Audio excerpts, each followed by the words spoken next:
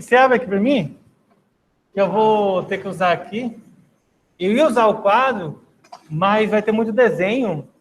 Quando tiver mais cálculo, aí eu uso só o quadro. Por causa dos desenhos, aí fica mais simples de mostrar os desenhos na tela aqui.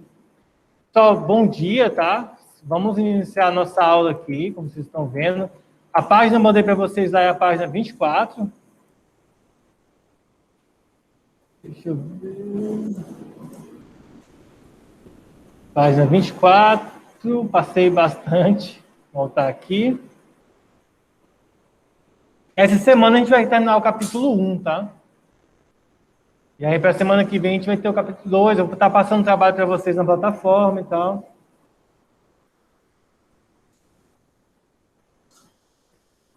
Mais um pouquinho aqui. Então, nós vamos trabalhar com essa parte aqui agora. Nós vamos ver o campo elétrico no exterior de uma esfera. Tá? Essa parte aqui que é o campo elétrico, a blindagem eletrostática que a gente já viu.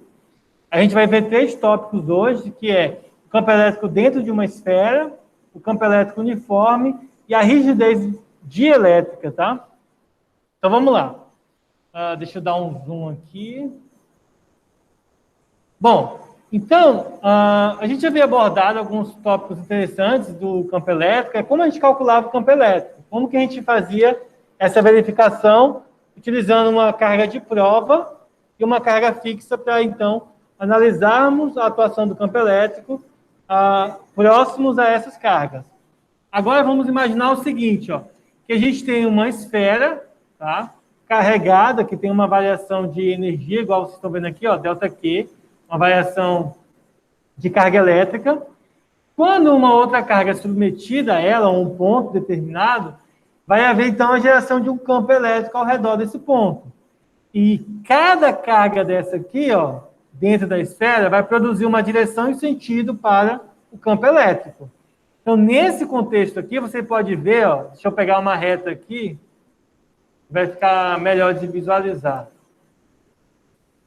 Ó, dessa aqui, ó, ele tem essa direção.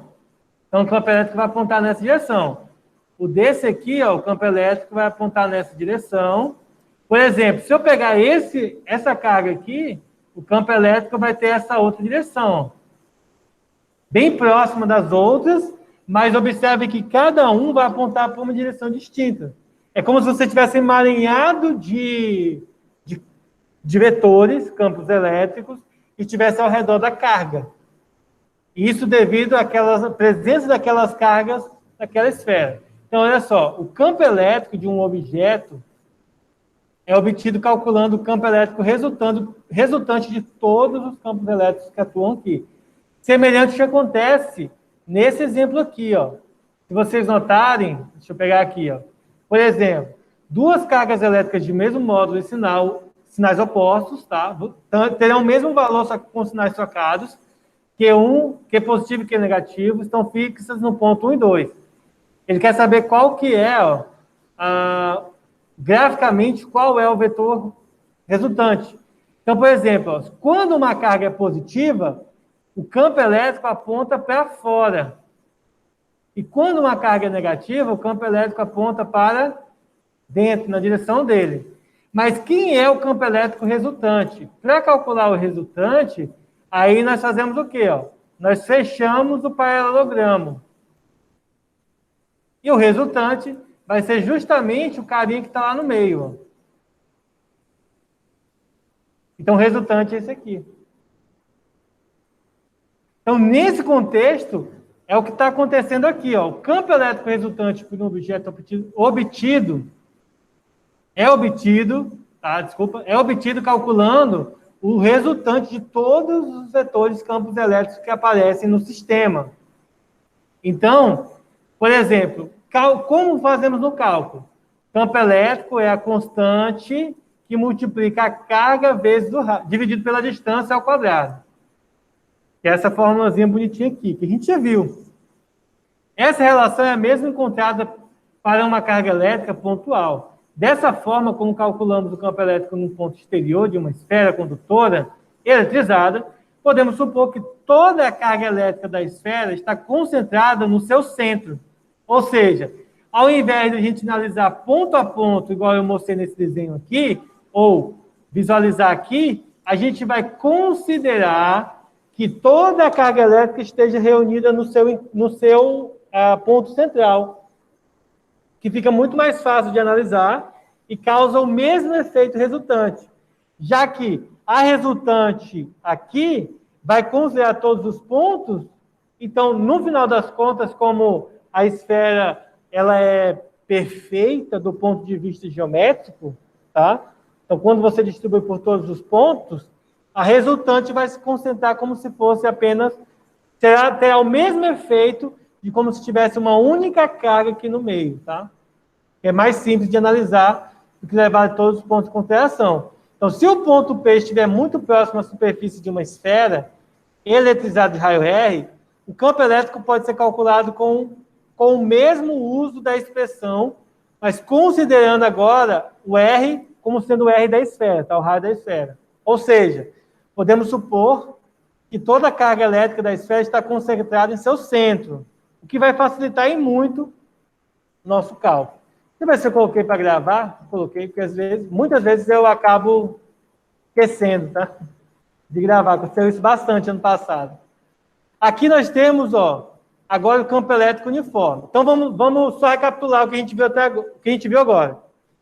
Se eu tenho uma esfera eletrizada, a gente vai considerar que a carga elétrica está acumulada no centro da esfera, tá bom? É mais fácil de analisar e tem o mesmo efeito físico no final das contas. E o que seria o campo elétrico uniforme? O campo elétrico uniforme, imagine o seguinte, a gente tem duas placas como essa aqui, com sinais opostos de suas cargas. O campo elétrico é uniforme quando em qualquer lugar dessa região dentro das placas, ela possui o mesmo valor de campo elétrico, ou seja, não vai variar conforme a distância. Por exemplo, o campo elétrico resultante aqui nesse ponto é mais intenso para essa carga do que para essa carga aqui. No final das contas, vai se equilibrar porque a gente tem várias cargas. Mas, analisando separado, quanto mais próximo, mais intenso é o campo elétrico. Nesse contexto aqui, não. Como a distância das placas, já que elas são paralelas, vai ser a mesma, então o campo elétrico tem que ser o mesmo em todos os pontos. Isso aqui é interessante porque a gente usa vários circuitos elétricos, como capacitores, que a gente vai ver esse ano nas nossas aulas, que utiliza esse efeito, tá? Coloca duas placas paralelas, geralmente dentro coloca vácuo ou algum outro material isolante para que o positivo daqui não entre em contato com o negativo daqui e dê pau na placa. Então, eles são isolados, mas aí entre eles o campo elétrico vai ser constante, tá? Ou seja, o campo elétrico vai ser uniforme. Então, no espaço entre as placas vai surgir o campo elétrico, cujas linhas estão representadas aqui. Essa configuração de linha de força, deixa eu ir riscando aqui para vocês verem, tá? Essa configuração de linhas de força sugere que o campo elétrico é uniforme, ou seja, tem o mesmo módulo, mesma direção e mesmo sentido, qualquer que seja o ponto. E a gente pode calcular por essa fórmulazinha aqui ou por essa daqui, tá? Em que aí tem a informação de que o E é o campo elétrico, F é a força elétrica e Q é a carga de prova. Outra situação onde ocorre um campo elétrico uniforme, nas proximidades de uma placa metálica, nas regiões longe das bordas, acontece esse efeito, tá? Então, aqui, ó, se considerarmos os pontos, deixa eu dar um zoom, que nem eu estou conseguindo ler isso aqui direito, né? Imagina vocês aí.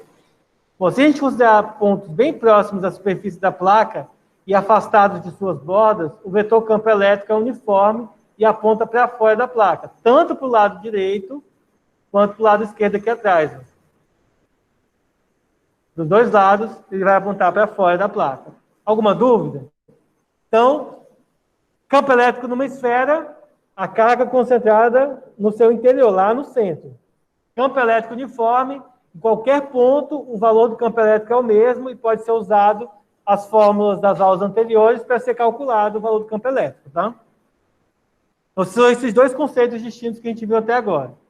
Uniforme e no interior de uma circunferência. Bom, aqui, eu vou ampliar aqui, só para explicar para vocês, ó. Quando uma carga é enviada aqui, observe a tendência das direções aqui, ó. Considere uma partícula carregada eletricamente, movendo-se com velocidade constante. Se essa partícula penetrar perpendicularmente, ou seja, passar direto numa região contendo um campo elétrico uniforme, sua trajetória será alterada devido à ação da força elétrica que passará a atuar sobre ela. Dependendo de como a partícula se desviar, é possível saber qual é o sinal da partícula. Se a partícula desviar para o lado positivo, o sinal dessa partícula é negativa, porque tem que ter sinal contrário. Se desviar para o negativo, então ela é positiva. E se passar direto, então ela é neutra, tá bom? Gente, deixa eu só atender essa ligação, porque pode ser a história da minha filha, tá?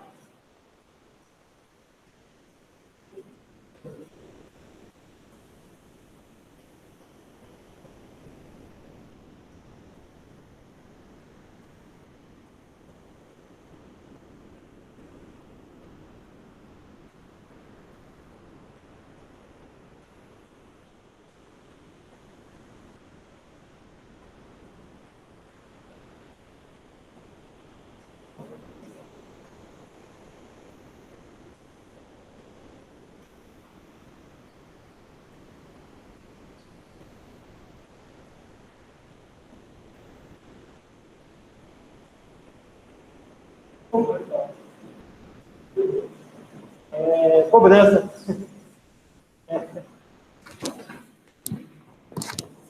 Então, gente, vamos lá. Então, só para a gente entender aqui, tá? Tem questões, já vi questões do Enem com essa característica aqui, de você verificar a direção dos raios, das partículas que estão sendo introduzidas no campo uniforme. Então, só lembrar, se se atraiu com positivo, então significa que é negativa, e se se atrair com negativo, significa que é positiva. Se ela passou direto, então ela está eletricamente neutra, tá? Isso significa dizer que essa partícula, se for uma partícula macroscópica, então ela tem a mesma quantidade de elétrons e nêutrons. Se for um átomo, então esse átomo, de alguma forma, está descarregado, tá? Professor? Sim? Ele está pedindo para o senhor aceitar ele. Não está aparecendo aqui para eu aceitar ninguém.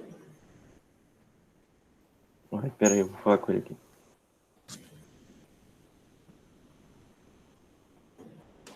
Bom, então agora nós vamos ver campo elétrico devido a um condutor de forma irregular. Então vocês podem ver aqui nessa imagem um condutor que ele é quase esférico, mas não é. Nesse caso aqui, ó, no seu interior, nós vamos ver que o campo elétrico é nulo, e como a carga é positiva, o campo elétrico aponta para fora. Se a carga elétrica fosse negativa, o vetor campo elétrico estaria apontando para o seu interior, tá? Para dentro. Quando eletrizamos um condutor, as cargas se distribuem em sua superfície de maneira a tornar o nulo, ou seja, o campo elétrico. Então, no interior do recipiente do corpo, a ideia é que ali dentro o campo elétrico seja nulo. Se o condutor estiver de forma esférica, as cargas vão se distribuir uniformemente no seu exterior, na sua carcaça, na sua camada mais externa. Exemplo, você pega uma bola metálica, colocar a carga elétrica ali, ela vai se distribuir uniformemente sobre ela. Mas se o objeto tiver forma irregular, as cargas se concentrarão nas regiões mais pontiagudas.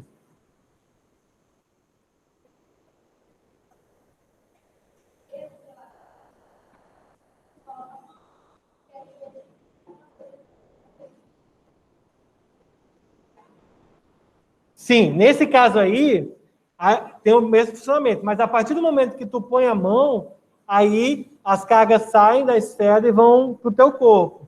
Em geral, elas vão apontar no cabelo, o cabelo vai esticar por conta da diferença de potencial, que é o tema, acho que, da nossa aula de quarta-feira, se não me engano. Aí a gente vai ver o que é DDP, que é o próximo tema. Mas aí, sempre levar em consideração o seguinte, os elétrons, a tendência dos elétrons é de correr para o lado positivo. As partículas positivas, elas não se locomovem, né? as cargas elétricas positivas, elas não se mexem, ou seja, os prótons não se mexem, são os elétrons. Então, os elétrons tendem a sair da esfera e vir em nossa direção, nos objetos que estão eletrizados positivamente. Só que a gente tem que entender o seguinte, se a esfera estiver eletrizada positivamente, quando você coloca a mão, são os nossos elétrons que tendem a ir para a esfera. Mas, em geral, para efeitos mais visíveis, a gente coloca os elétrons na esfera metalizada, para ter um efeito, digamos assim, visual, em termos de arrepiar cabelos, de atrair objetos com mais facilidade quando ela está eletrizada negativamente. E é certeza que tem elétrons. Caso contrário, a gente não vai, pode acontecer de não haver os efeitos por falta de elétrons, tá? Ó, uma das consequências desse fenômeno é que um condutor com uma ponta muito aguda dificilmente ficará eletrizado. O acúmulo de cargas na região ponto aguda criará um campo elétrico muito intenso que supera, de certa forma, com facilidade, a rigidez dielétrica do ar, fazendo com que as cargas ecoem para o ar. Isso aqui é interessante. Tem um vídeo na internet de um cara dando aula de física, acho que é numa faculdade, e ele usa essa esfera como você está falando, e ele pega um prego, se eu não me engano, e ele começa a tirar os elétrons com o prego. E você escuta os elétrons batendo na esfera. Assim, pá! Porque quando é muito pontiagudo o objeto, os elétrons tendem a ir para essa região. E quando o campo elétrico é muito intenso, ele consegue superar a rigidez dielétrica. Rigidez dielétrica é isso aqui, ó. A gente vai ver agora. Mas só resultando aqui esse fenômeno. Se nós temos um objeto irregular, as cargas elétricas tendem a se concentrar na região mais aguda do objeto, fazendo com que naquela região o campo elétrico seja mais intenso. Ou seja, não fica uniformemente distribuído no corpo, tá? Porque ele escapa. As cargas começam a escapar pela parte mais aguda. É uma consequência, sim, porque como a região é muito fina, o campo elétrico vai ficar muito concentrado ali, toda aquela região ao redor do campo elétrico se torna um condutor. Ele consegue quebrar a rigidez. E o que seria essa rigidez? Ó? Quando o material ele é isolante, a gente chama ele também de dielétrico. Ou seja, apresenta elétrons fortemente ligados a seu núcleo. Então, por exemplo, no núcleo do átomo tem os prótons e os nêutrons. Ao redor tem os elétrons. Só que aí, esses elétrons que estão aqui ao redor do átomo ficam muito ligados, tem uma força elétrica muito resistente e não deixa esses elétrons escapar. Contudo, se a gente ampliar o campo elétrico, deixar ele mais intenso, num objeto dielétrico, vai acontecer de que essa força do campo elétrico vai superar a força do núcleo. Então, a força elétrica e os elétrons tenderão a entrar em movimento. Se o campo elétrico não for muito intenso, vai ocorrer só uma polarização do material. Ele só vai empurrar os elétrons para um canto, mas eles não conseguem sair. Mas quanto mais você aumenta, maior vai ser a chance desses elétrons saírem desse corpo, romperem a rigidez. A rigidez, resumidamente, a rigidez elétrica é o quanto o material, o corpo, ele consegue manter os elétrons ali agarrados nele. Ou seja, os elétrons não vão escapar dele. Falando um pouco rápido, que eu achava que já estava avançado o horário, mas não está tão avançado ainda não. Ainda falta aí 20 minutos de aula. Então, gente, ó, rigidez dielétrica, o maior valor do campo elétrico que pode ser aplicado em um isolante antes que ele se transforme num condutor. Então, nota-se que rigidez dielétrica varia de acordo com o material. Então, rigidez dielétrica é o campo elétrico que pode ser aplicado no material antes dele se tornar um condutor. Lembrando, borracha é um bom isolante elétrico. Porém, se você aumenta a intensidade do campo elétrico submetido à borracha, vai chegar um ponto em que ela vai deixar de ser um isolante para ser um condutor. Outro exemplo, o ar é um bom isolante elétrico. Por exemplo, a tomada está aqui perto de mim, mas eu não levo choque. Os elétrons não saltam da tomada para a minha mão, porque o ar é um bom resistente, é um bom isolante. Mas quando a diferença de potencial, que é o tema das nossas aulas futuras, for muito grande, ou seja, o céu estiver muito positivo e a Terra estiver muito negativa, por exemplo, há uma descarga elétrica, que é o raio. O ar deixa de ser um isolante elétrico e passa a ser um condutor elétrico, por conta de que a diferença de potencial, que consequentemente é uma causa do campo elétrico ser muito intenso, aí essa descarga ocorre, causando então um equilíbrio da diferença de potencial entre as cargas.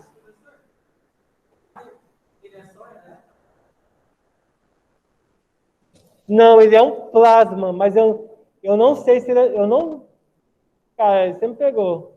Eu não sei te falar se ele é só formado por elétrons. Ele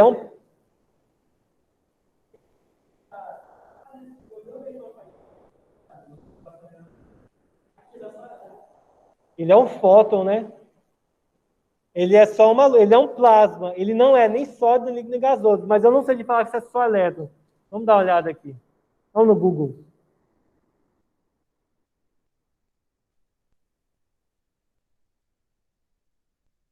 Mas aí eu acho que essa não é a pergunta certa, né?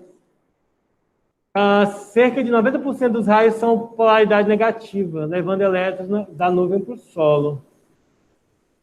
Ah, tá, mas eles podem ser positivo e negativo. Deixa eu ver aqui.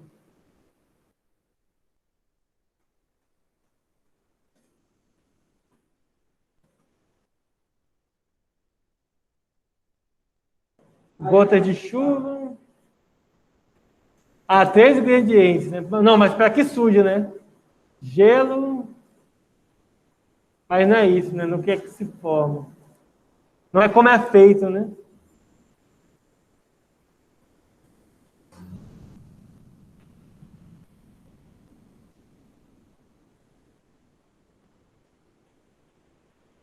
Eu vou dar uma pesquisada depois, mas se eu não me eu sei que o raio é plasma, mas eu não sei te falar do que consiste o plasma do raio. Né? Por exemplo, o fogo é um exemplo. Ele não é sólido, nem líquido, nem gasoso. Ele é um plasma. Mas também não faço a mínima ideia do que é feito o fogo. Tipo, se existe algum material ou é genérico. Tipo, plasma é o nome genérico. Deixa eu ver aqui. Sim, plasma é algo especial. É um dos 4 estados da matéria, beleza. Similar ao gás. Oi? É um gás ionizado. Depende do tipo de. Acho que depende do tipo de gás lá dentro, aí ele vai ter uma cor do neon. Sim. Claro, sei lá, gás. Gás lá. O hélio fica azul. Acho que é o hélio que é azul, né? Mas, enfim, voltando aqui, né? O pessoal de casa não está vendo, bem, a gente está só falando aqui um pouco sobre o que seria um raio. É que eu não lembro, na verdade, eu não lembro nem de ter visto alguma vez na vida esse tipo de pergunta, né? Nunca nem o que é o raio. Mas eu vou dar uma pesquisada depois, e aí a gente na próxima aula discute sobre isso aí. Vamos para os exercícios de hoje, sobre esse conteúdo, tá? Então, só recapitulando. Campo elétrico dentro de uma esfera fica com as cargas como se estivesse no centro da esfera. Campo elétrico uniforme, ele tem o mesmo valor em todos os pontos. Se a superfície for irregular, vai se acumular nas pontas. E a rigidez dielétrica é o maior valor do campo elétrico para que um dielétrico ou isolante se torne um material condutor. Tem que superar o valor dela. Vamos para os exercícios, ó. Primeiro exercício. Desculpa. Lê o enunciado primeiro, né? Uma esfera metálica de raio de 20 centímetros está carregada com uma carga positiva de 4 milicoulomb, supondo que ela esteja no vácuo. Letra A. Qual é o valor do campo elétrico no interior da esfera? Como a gente viu agora há pouco, no interior da esfera o campo elétrico é nulo, tá? No interior.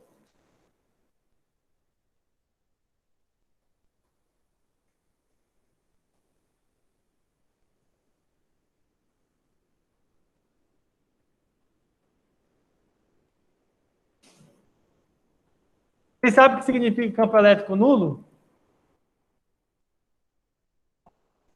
É zero.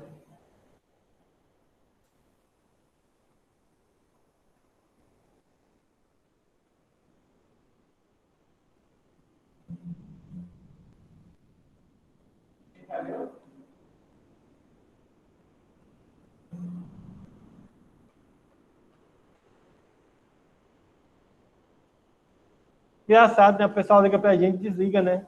Qual que é a graça, né? Ou é só para bater meta? Ah, liguei para 50 pessoas hoje. Então, gente, entenderam? De um campo, dentro de uma esfera, como ela é perfeita, simetricamente perfeita, desculpem, né? Vamos ver. Então, ela vai ter, no seu interior, o campo elétrico é nulo. Se ela tivesse uma ponta, aí não seria mais esfera, né? Aí poderia ser diferente de zero. A gente teria que analisar algumas coisas.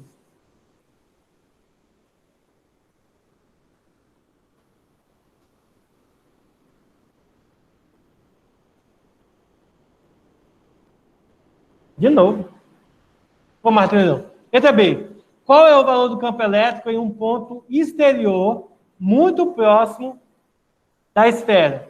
Bom, se ele está muito próximo da esfera, então a gente pode utilizar o quê? Nós temos o valor da carga e nós temos o valor do raio, que é a distância. Se está muito próximo, a gente vai considerar como se estivesse na cabeça da esfera, na carcaça da esfera. Então, nós vamos usar essa fórmula aqui, ó. E é igual a constante eletrostática no vácuo, vezes a carga, tá, gente? É o módulo da carga, então o sinal não considera. Vou colocar aqui o módulo, vezes a distância ao quadrado. Bom, como esse mouse aqui não é o meu, não tem como ajustar a DPI dele, então vai ficar assim, ó. Constante eletrostática, que é o K, vale 9 vezes 10 elevado a 9. O valor da carga é de 4 milicoulomb, ou seja, 4 vezes 10 elevado a menos 6, tá? O mili, aquela letra grega, o mizinho assim, ó, é 10 a menos 6. Tudo isso dividido pela distância ao quadrado. Vejam que a distância é 20 centímetros, ou seja, 0,2 metros. Só que isso aqui está ao quadrado. Vamos multiplicar em cima. 9 vezes 4, 36. Vezes 10 elevado a 9 menos 3, 3. Isso aqui dividido por 0,4 ao quadrado, 0,2 ao quadrado, que fica 0,04. Se eu transformar em notação científica, fica mais fácil de resolver. Ó. 36 vezes 10 ao cubo, e embaixo fica 4 vezes 10 elevado a menos 2. 36 dividido para 4 dá 9. E 10 ao cubo dividido para 10 a menos 2 fica 10 elevado a 5 Newton por Coulomb.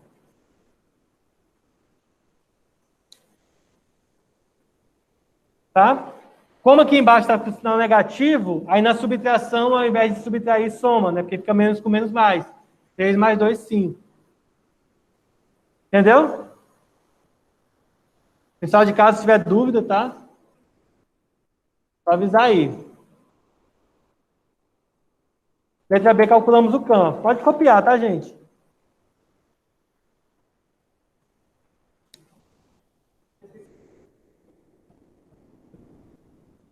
Beleza. Ficou meio feio, porque... Deixa eu ver um negócio aqui.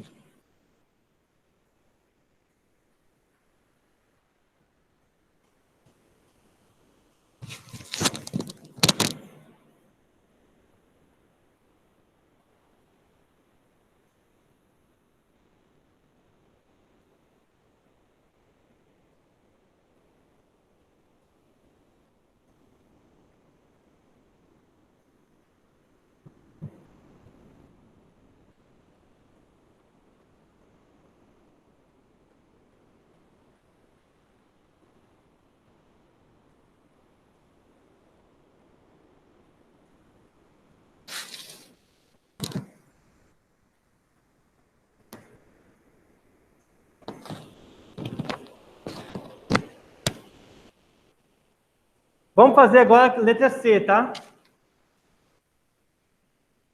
Olha só. Letra C, deixa eu olhar aqui. Tem que ser daqui para baixo. Então, letra C, vocês vão observar o seguinte. Qual é a intensidade do campo agora, sabendo que a distância vai ser de 40 centímetros do raio? Gente, aí a fórmula é a mesma. Ó. Campo elétrico é igual a constante eletrostática no vácuo vezes o módulo da carga dividido pela distância ao quadrado. Ora, o valor da constante, 9 vezes 10 elevado a 9. Tá saindo para fora da tela. Oi? Ah, tá. Certo. Deixa eu parar de compartilhar a tela aqui, que aí vai diminuir para vocês, né? Agora apareceu normal? Não tá aparecendo o topo para mim. Então clica, Aí, agora tá. coloca a minha tela como principal para você. Já tava. Ó, módulo da carga, como a carga vai ser positiva, então é 4 vezes 10 elevado a menos 6, que é o mili. Isso aqui dividido pelo raio. O raio agora é de 40 centímetros, ou seja, 0,4 metros ao quadrado. 9 vezes 4, 36. 10 a nona vezes 10 a menos 6 fica 10 ao cubo. E embaixo, 0,4 ao quadrado vai dar 0, deixa eu ver aqui. Vai dar 16, 0,16. Transformando em notação científica para facilitar, 36 vezes 10 ao cubo, sobre 16 vezes 10 a menos 2. Dividindo isso aqui vai dar 2,25 vezes 10 elevado à quinta Newton por Coulomb.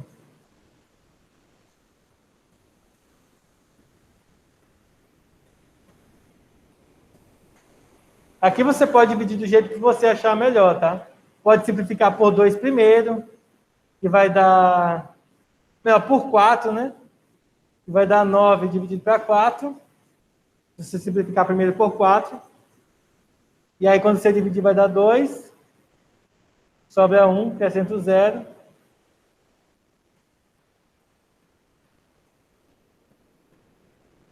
E aí, o resultado da divisão. Entenderam? Se você quiser tirar foto e mandar lá no grupo, para o pessoal ver. Já? Aí na letra D, pede para a gente esboçar o gráfico. Esboça o gráfico da distância do valor do campo versus a distância. Não da distância e valor do campo, é do campo versus a distância. Medida a partir do centro da esfera.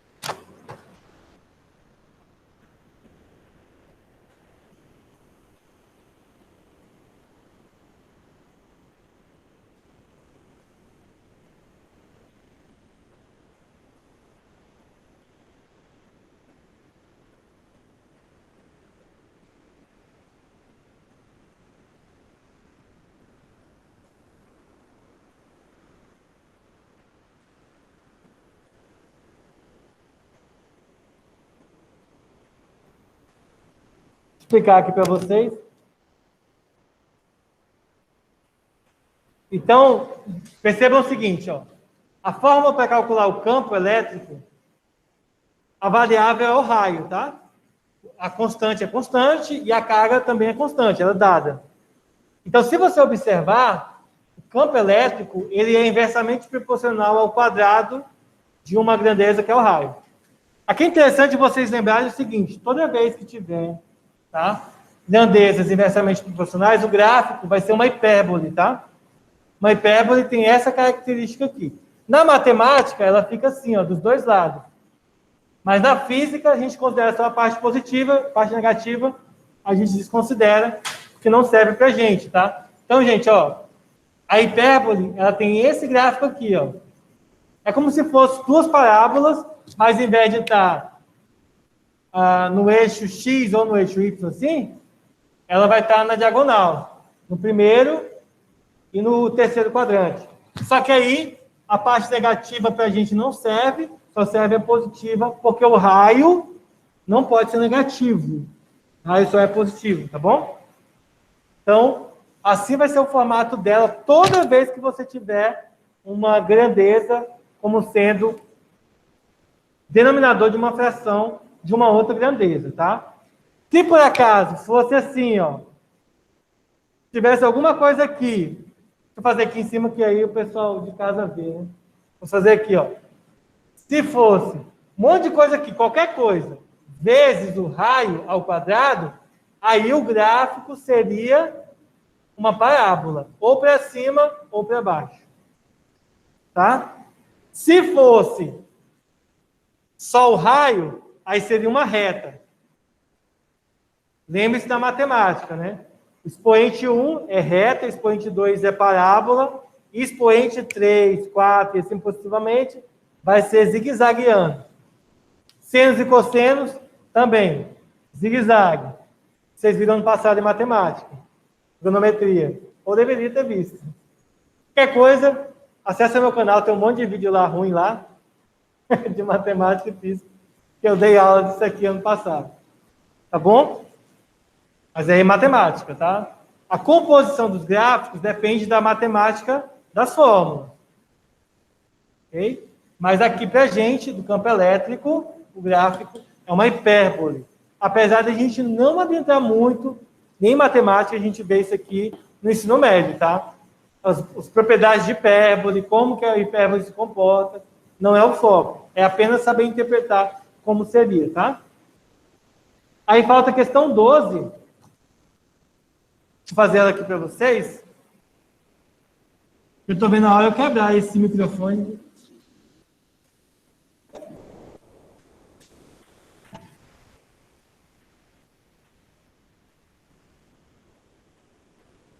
No mundo ideal,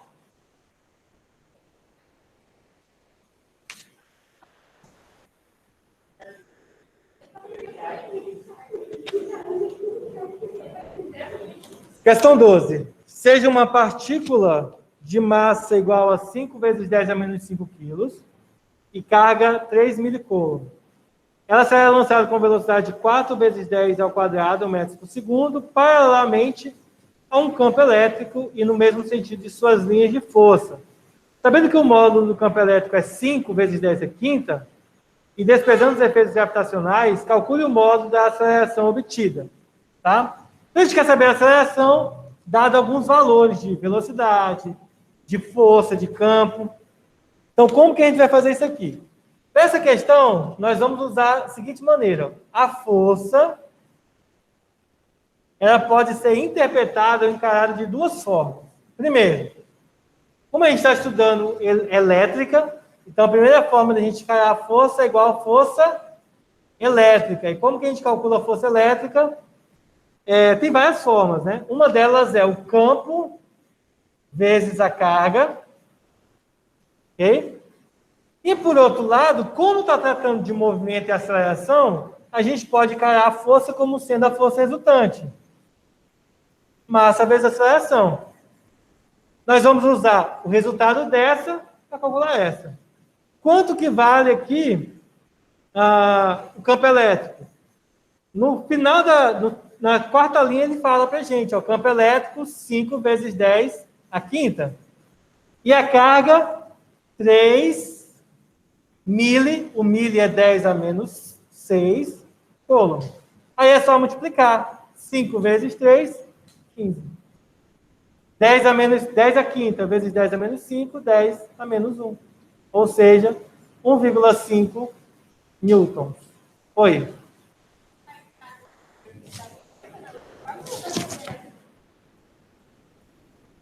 Força. Aí aqui nós colocamos, ó, 1,5 igual a massa. A massa é 5 vezes 10 a menos 5. Vezes a aceleração. Para eu determinar a aceleração, então, eu faço 1,5 dividido por 5 vezes 10 a menos 5. E aí, como tocou o sinal, eu só vou fazer aqui o resultado.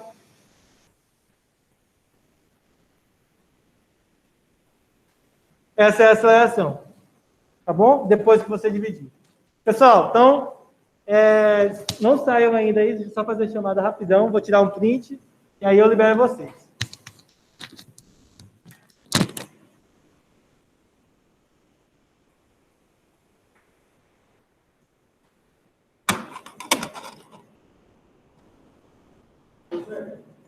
Sim? Tem um cara que cuidou do celular e tal.